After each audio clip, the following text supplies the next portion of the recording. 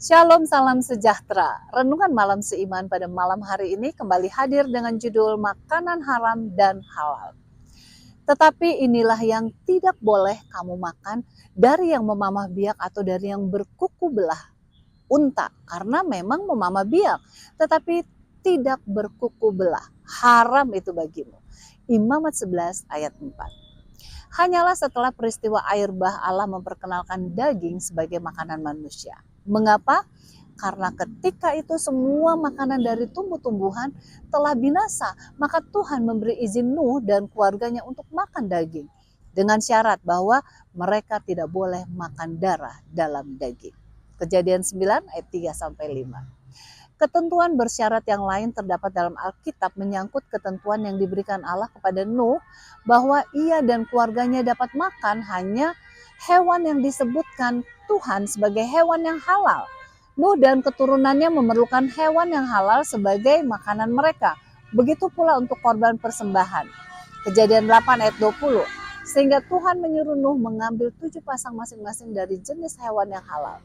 Sedangkan pasangan hewan yang tidak halal dari setiap jenis hanya 1 pasang saja untuk dibawa masuk ke dalam bahtera. Kejadian 7 ayat 2 dan 3.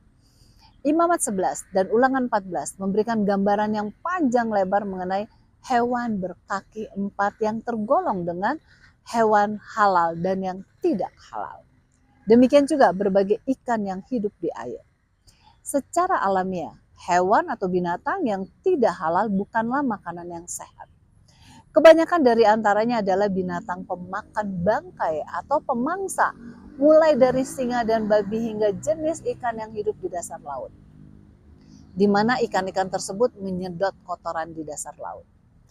Karena kebiasaan hewan-hewan itu membuat mereka lebih tepat disebut sebagai hewan pembawa penyakit.